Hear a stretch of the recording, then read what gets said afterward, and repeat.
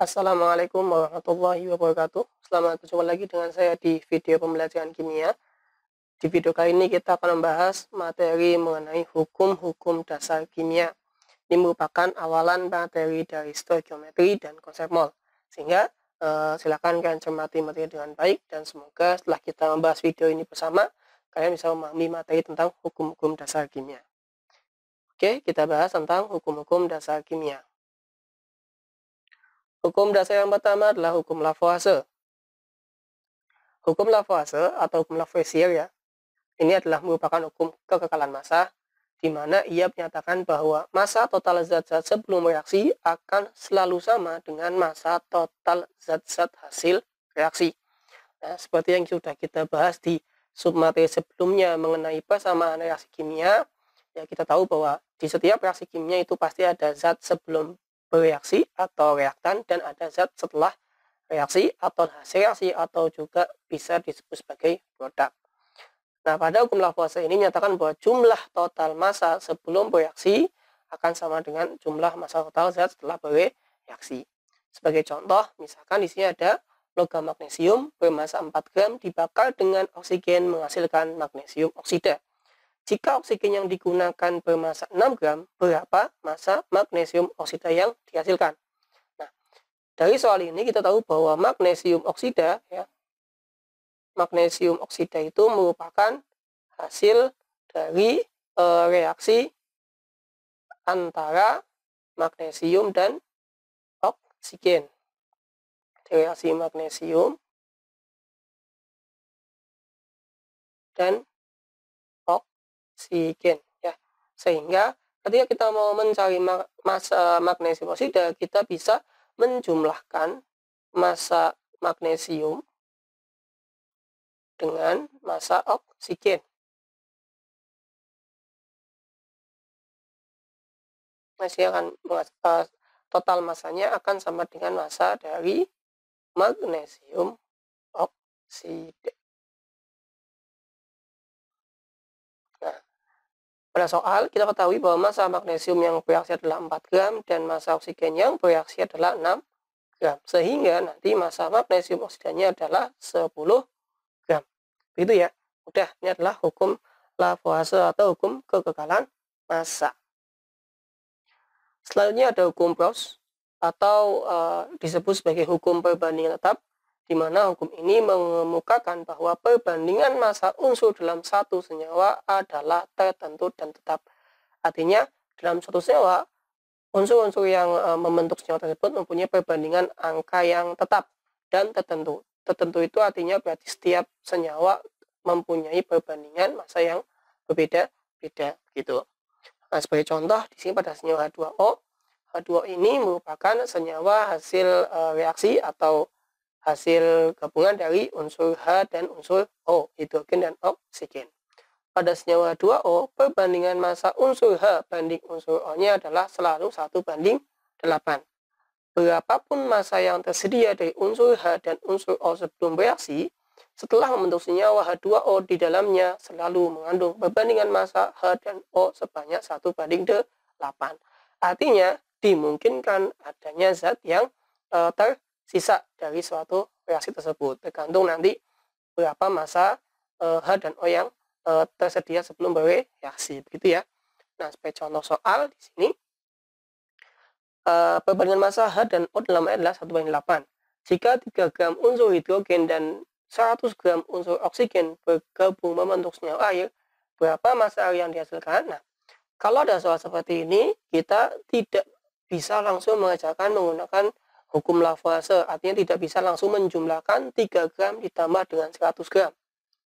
Itu salah. Kenapa? Karena di sini ketahui bahwa perbandingan massa H dan O dalam airnya adalah 1:8. Tentunya angka 3 dan angka 100 itu tidak menunjukkan perbandingan angka 1:8 gitu ya. Jadi kita harus hitung dulu, tentunya pasti ini ada yang tidak bereaksi begitu. Bagaimana cara memprediksinya? Nah, kita misalkan anggap saja ya, anggap saja yang habis bereaksi O misalkan. Nah, misal yang habis bereaksi adalah O, artinya O-nya itu bereaksi semuanya. Ada 100 gram O, dia bereaksi semuanya. Nah, kalau misalkan kita anggap yang habis bereaksi adalah O, maka kita mencari massa H yang bereaksi. Cara mencari massa H yang bereaksi adalah dengan cara seperti ini. Nah, kita tahu bahwa H banding O adalah 1:8. Oleh karena itu, ketika kita mau mencari massa H, kita menggunakan angka banding H dibandingkan dengan angka banding O dikalikan massa total O yang bereaksi. Karena di sini habis semua ya, kita anggap habis semua, berarti massa semuanya berarti habis. Massanya adalah 100 gram. 1/8 kali 100 gram adalah 12,5 gram. Perhatikan, andaikan atau jika semuanya habis bereaksi ya, 100 gram ini semuanya habis bereaksi, maka kita butuh massa hidrogen sebanyak 12,5 gram. Sedangkan pada soal diketahui bahwa massa hidrogen yang tersedia hanya 3 gram. Oleh karena itu, ini tidak mungkin terjadi. Ya. Kenapa tidak mungkin? Ya saya ulangi, karena kalau misalkan semuanya habis bereaksi ya, 100 gram ini habis bereaksi, kita butuh massa hidrogen sebanyak 12,5 gram. Sedangkan di soal kita tahu bahwa yang tersedia hanya 3 gram hidrogen saja. Oleh karena itu bisa kita pastikan bahwa zat yang habis bereaksi adalah hidrogen ya. Zat yang habis bereaksi adalah unsur H atau unsur hidrogen. Karena kita sudah tahu mana zat yang habis bereaksi ya, itu adalah unsur H, maka kita bisa mencari tahu massa O yang bereaksi itu berapa. Nah, rumusnya bagaimana? Karena di sini yang ditanyakan adalah massa O yang bereaksi, maka kita menggunakan angka banding O, yaitu 8, dibagikan atau dibandingkan dengan angka banding H, yaitu 1, kali massa hidrogen. Nah, massa hidrogen habis bereaksi. Di sini massa hidrogennya adalah 3 gram. Nah, begitu. Berarti nanti hasilnya adalah massa O yang bereaksi adalah 24 gram. Gitu ya. Nah, di sini sangat mungkin terjadi. Kenapa? Karena pada soal kita tahu bahwa unsur oksigen yang tersedia sebanyak 100 gram. Sedangkan kita hanya membutuhkan 24 gram saja. Nah, ini berarti bisa terjadi. Nah, setelah kita tahu mana zat yang habis bereaksi dan berapa massa O yang bereaksi, kita baru menggunakan hukum Lavoisier, yaitu massa H2O sama dengan massa H ditambah dengan massa O. Nah, ini yang dimaksud massa O-nya adalah massa O yang bereaksi ya. Nah, bukan semuanya, berarti massanya 3 gram karena semuanya habis. Nah, massa O yang bereaksi adalah 24 gram. Berarti massa H2O yang dapat dihasilkan adalah 27 gram. Nah, hukum Gauss. Nah, kalau 1 dengan 24 itu kan merupakan angka banding, merupakan angka yang menunjukkan perbandingan 1:8 gitu ya. Nah, massa H-nya kan ini 3 nih. Massa H-nya 3 gram ya, massa O-nya adalah 24 gram. Ini merupakan angka yang dapat kita sederhanakan menjadi perbandingan 1:8. Maksudnya seperti itu ya. Jadi selalu tetap dan tertentu, itu adalah hukum Gauss. Nah, dari sini juga kita tahu bahwa ada zat yang tersisa. Yang tersisa tentunya adalah zat O ya, atau oksigen. Nah, massa zat O yang tersisa adalah berapa? Nah, zat yang tersisa yaitu oksigen ya, itu adalah 100 dikurangi 24, berarti ada 76 gram zat O yang tersisa. Ya, ini adalah hukum Gauss. Semoga bisa dipahami ya. Nah, selanjutnya kita masuk ke contoh soal yang kedua. Ini merupakan variasi soal yang lain dari hukum Gauss. Senyawa besi 2 sulfida terbentuk dari unsur besi dan unsur belerang dengan perbandingan Fe banding S, yaitu 7:4. Jika kita ingin membentuk 100 gram senyawa besi 2 sulfida, berapakah massa masing-masing besi dan belerang yang dibutuhkan? Nah, ini berbeda dengan yang soal pertama. Kalau soal pertama kita tahu berapa zat yang tersedia sebelum bereaksi. Nah, kalau soal kedua ini berarti yang kita cari adalah massa zat sebelum bereaksinya, di mana yang diketahui adalah massa zat setelah bereaksinya. Kalau ada soal seperti ini ya, nah cara mengerjakannya bagaimana? Di sini tulis dulu perbandingan Fe banding S adalah 7:4, gitu kan? Nah, senyawa hasilnya adalah besi 2 sulfida atau FeS. Nah, FeS ini merupakan hasil dari reaksi antara besi dan belerang. Oleh karena itu, angka banding dari FeS ini adalah 11 ya, 7 tambah 4 11, gitu kan? Nah, selanjutnya dari sini kita bisa mencari tahu massa Fe yang dibutuhkan. Nah, massa Fe yang dibutuhkan sama dengan, karena di sini dinyatakan adalah massa Fe, kita menggunakan angka banding Fe yaitu 7 dibandingkan angka total dari penjumlahan angka banding atau menggunakan angka banding dari FeS yaitu 11. Nah, kemudian kita kalikan massa dari zat yang dihasilkan yaitu sebanyak 100 gram. Nah, berarti nanti hasilnya adalah 7/11 kali 100 gram adalah 63,63 gram. Nah, kemudian kalau mau mencari tahu massa S yang dibutuhkan, ya kita menggunakan angka banding S yaitu 4. Dibagi berapa? Dibagi 11 juga ya. Karena kan 11 ini tadi adalah penjumlahan dari angka banding 7 tambah 4 atau merupakan angka banding dari FeS nya 100 gram. Nah, 4/11 kali 100 gram hasilnya adalah 36,67 gram. Sudah, ini selesai. Kalau mau dibandingkan 63,3 banding 36,67 itu pasti 7/4. Contoh variasi lain dari soal tentang hukum Gauss. Semoga bisa dipahami, dan mungkin yang ini memang jauh lebih mudah daripada yang tadi ya, karena yang tadi kita harus memprediksi mana yang habis, mana yang bereaksi begitu. Yang ketiga adalah hukum Dalton. Hukum Dalton atau hukum kelipatan perbandingan menyatakan bahwa bila dua unsur atau lebih dapat membentuk lebih dari satu jenis senyawa, dan jika massa salah satu unsurnya tetap atau sama, maka perbandingan massa unsur yang lain dalam senyawa-senyawa tersebut merupakan perbandingan bilangan bulat dan sederhana. Contohnya bagaimana? Contohnya adalah ketika ada senyawa hasil ikatan antara nitrogen dan oksigen ya. Jadi nitrogen dan oksigen ini membentuk lebih dari satu jenis senyawa, yaitu ada N2O, ada NO, ada N2O3, dan ada N2O4.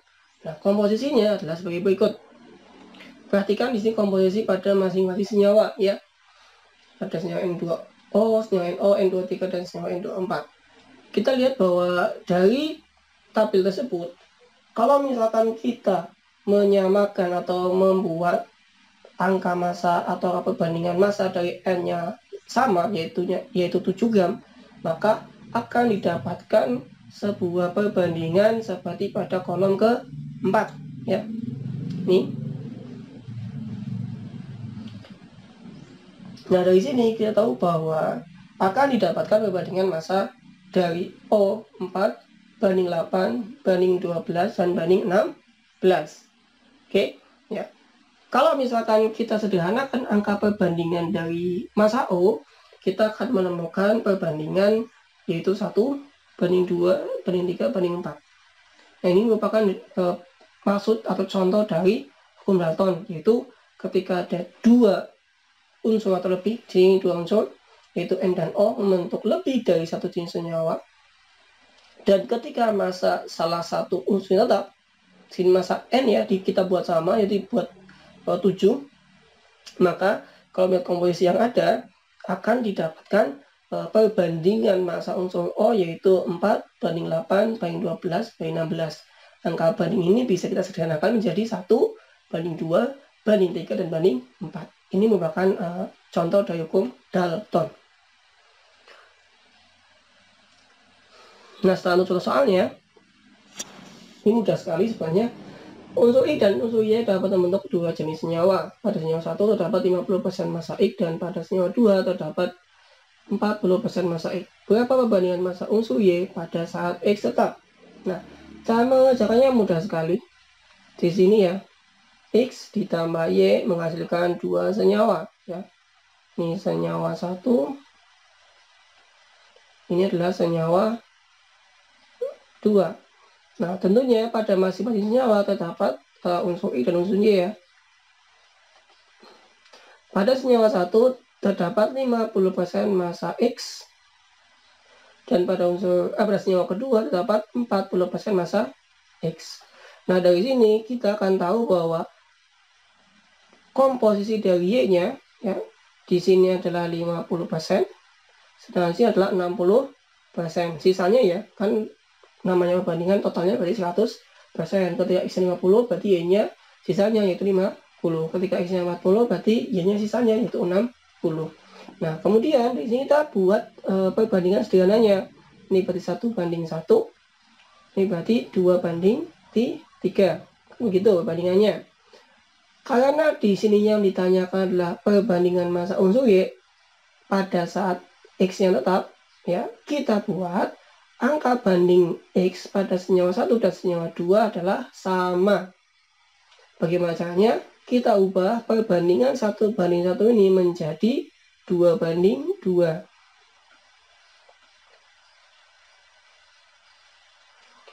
2:2. Sedangkan di sini tetap 2:3. Kenapa seperti itu? Karena 50% banding 50% nilainya sama dengan 1:1. 1:1 nilainya sama. Kalau misalkan kita mau komparasikan ya, 1:1 ya sama juga 2:2. Semuanya adalah merupakan perbandingan 1:1. Banding 50%, 2:2. Itu kan kalau disederhanakan semuanya adalah 1:1. Oke. Jadi kita ubah angkanya, tetapi nilainya tetap. Ya, nilainya tetap. Kenapa yang diubah yang senyawa 1? Karena senyawa 1 ini perbandingannya mudah, jadi 1:1. Sedangkan senyawa 2, kalau kita mau samakan dengan senyawa 1, X ya, misalkan ya ini kan 1:1, kemudian yang senyawa 2, 2:3, kita mau samakan X-nya menjadi 1. Nah, maka ini jadi 1:1,5 kan? Ya nggak? Nah, kalau ini kan bukan perbandingan bilangan bulat. Nah, kadang itu yang diganti adalah perbandingan yang 1:1. Kita ubah angkanya menjadi 2:2. Setelah ini, di sini sudah X-nya sudah sama, ya udah berarti perbandingan massa unsur Y-nya adalah sama dengan 2:3. Ya, ini ya, 2:3. Sudah. Begitu aja cara menjawabnya. Kalau misalkan unsurnya ada 3 ya tinggal tambah X, Y, Z dan seterusnya. Kalau ada 3 ya tinggal 1, 2, 3 begitu ya dan seterusnya. Nanti tinggal dilihat mana yang ditanyakan dan mana yang tetap. Gitu. Yang tetap berarti angka bandingnya dibuat sama. Itulah contoh soal dari hukum Dalton. Nah, selanjutnya yang keempat ada hukum Gay-Lussac. Gay-Lussac ya. Hukum Gay-Lussac ini atau hukum perbandingan volume menyatakan bahwa volume gas-gas yang bereaksi dan volume gas-gas hasil reaksi bila diukur pada suhu dan tekanan yang sama berbanding sebagai bilangan bulat dan sederhana. Nah, bila dihubungkan dengan teori atom Dalton, terdapat ketidaksesuaian dalam konsep atom sebagai bagian terkecil dari suatu zat. Bagaimana maksudnya? Nah, jadi dari percobaan Gay-Lussac didapatkan bahwa dua satuan volume hidrogen ketika direaksikan dengan satu satuan volume oksigen akan menghasilkan dua satuan volume uap air. Kalau kita sederhanakan, berarti kan menjadi satu satuan volume hidrogen ditambah dengan setengah satuan volume oksigen akan menghasilkan satu satuan volume uap air, kan begitu.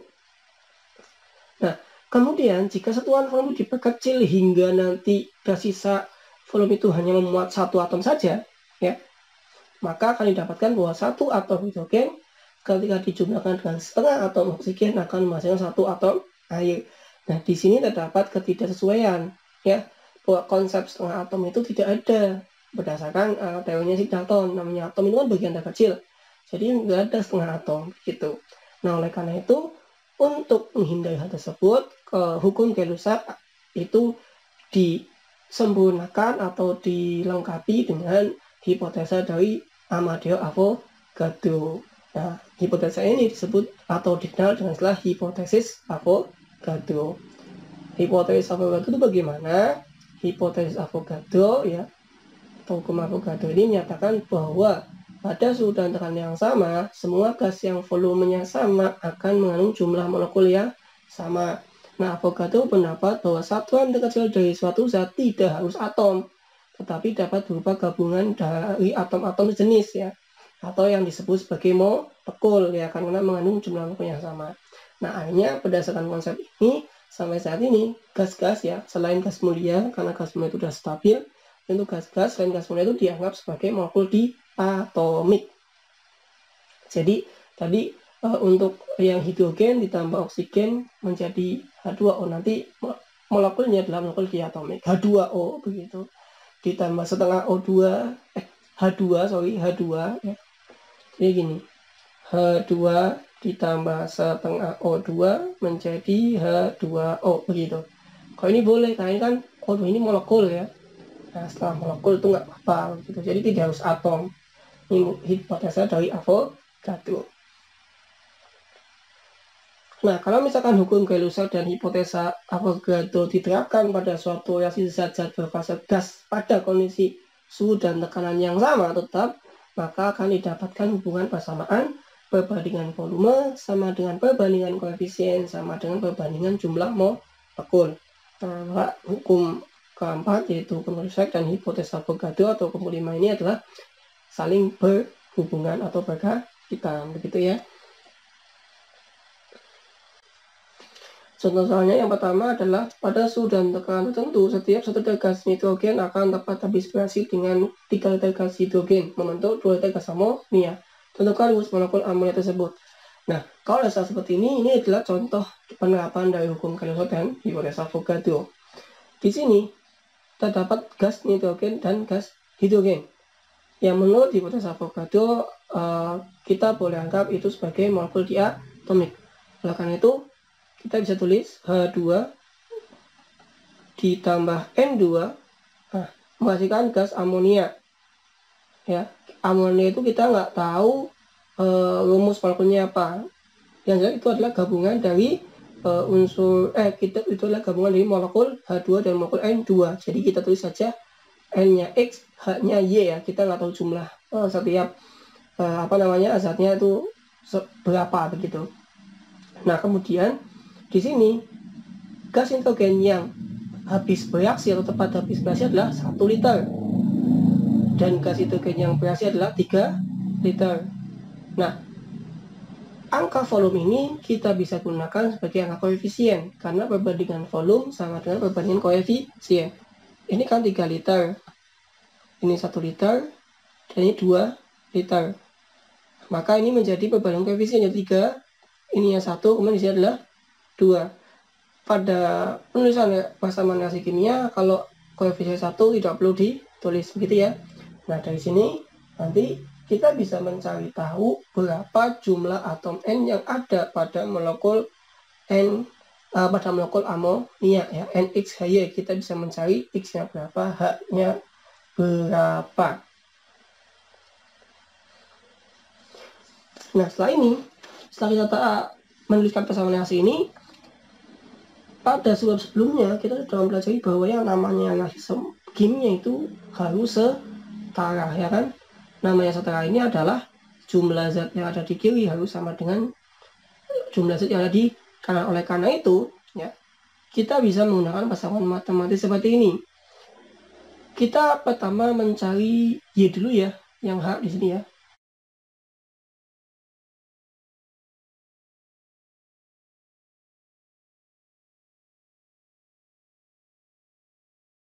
Di kanan harus sama dengan ada di kiri kan begitu ya. Nah, di kanan itu 2 kali 3 ada 6, di kiri ada 2Y kan begitu. Nah, berarti Y-nya adalah 6 bagi 2 yaitu 3.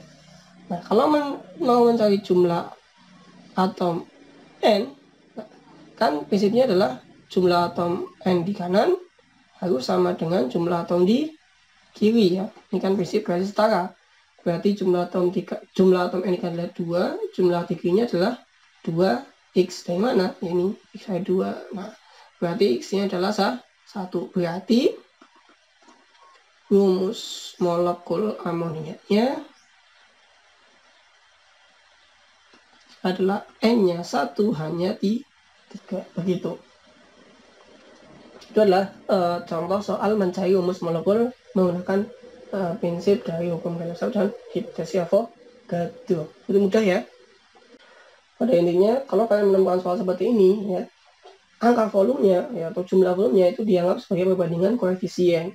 Setelah itu, kita menggunakan prinsip reaksi setara bahwa jumlah atom yang ada di kiri itu sama dengan jumlah atom yang ada di kanan. Maka kita bisa mencari tahu rumus molekulnya itu seperti apa. Contoh soal yang kedua adalah gas metana dibakar sempurna dengan gas oksigen. Dengan reaksi yang terjadi adalah CH4 ditambah O2 menjadi CO2 dan H2O. Bila metana yang dibakar adalah 3 liter, berapa liter gas oksigen yang diperlukan dan berapa liter gas CO2 dan H2O yang dihasilkan? Nah, kalau ada soal seperti ini, ya ini berbeda dari soal sebelumnya. Kalau soal sebelumnya mencari rumus molekul, kalau ini mencari berapa volumenya yang terlibat dalam reaksi. Cara pertama adalah kita pastikan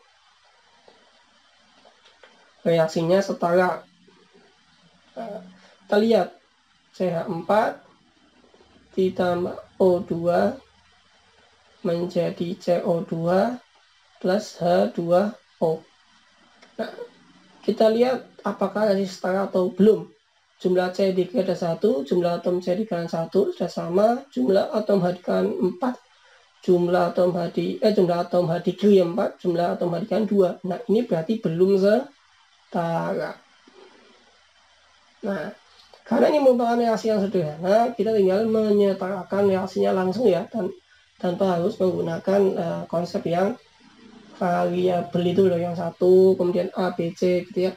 Tapi kalau misalkan kalian belum bisa menyetarakan dengan cara sederhana atau cara langsung, ya boleh dengan cara yang panjang, tidak apa-apa. Yang penting kalian setarakan dulu reaksinya. Nah, berarti di sini kita cari tahu koefisiennya terlebih dahulu. Nah, jumlah H di kiri 4, jumlah H di kanan 2. Nah, berarti di depan H2O kita kasih koefisien 2. 2 kali 2, 4. Kemudian, jumlah O di kiri 2, jumlah O di kanan ada 2, tambah 2, 4. Berarti di depan oksigen atau depan molekul 2 kita kasih koefisien 2. Begitu ya, ini sudah setara. Nah, kemudian setelah reaksinya setara, perbandingan koefisiennya dapat adalah 1 banding 2, ya kan, banding 1 banding 2. Nah, perbandingan koefisien ini kita anggap sebagai perbandingan volume. Nah, di 1 banding 2 banding 1 banding 2. Nah, ketika metananya ada 3 liter ya, metananya di sini ada 3 liter nih, ada 3 liter, maka kita kalau mau mencari tahu volume oksigen ya cukup kita menggunakan perbandingan volumenya, koefisiennya yaitu 2 banding 1 kali volume CH4. Kenapa CH4 ya? Karena yang diketahui CH4 ya. Berarti 2 banding 1 kali 3 liter. Hasilnya berapa? Berarti 6 liter. Nah, kalau volume CO2 ya berarti 1 banding 1 kali 3 liter. Begitu, sama dengan 3 liter. Kalau mau volume H2O ya berarti 2 banding 1 kali 3 liter sama dengan 6 liter. Nah, sudah begitu saja. Jadi perbandingan koefisiennya dianggap sebagai perbandingan volume, gitu ya.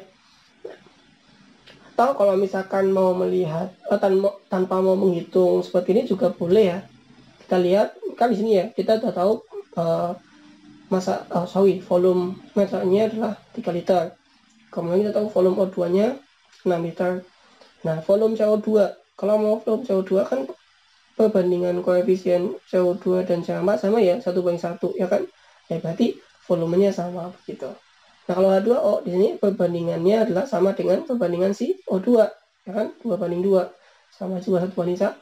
Berarti volume H2O sama dengan volume O2, yaitu 6 liter. Itu juga boleh ya. Saya menggunakan yang mana? Itu dua contoh soal dari penerapan hukum Gay-Lussac dan hipotesa Avogadro. Itu aja untuk pembahasan pertemuan di video kali ini. Semoga apa yang kita pelajari saya sampaikan bisa dipahami dan bermanfaat buat kita semua. Jika masih ada yang belum jelas atau kurang paham, boleh tanyakan di kolom komentar. Sampai jumpa di video selanjutnya. Dari saya, terima kasih. Assalamualaikum warahmatullahi wabarakatuh.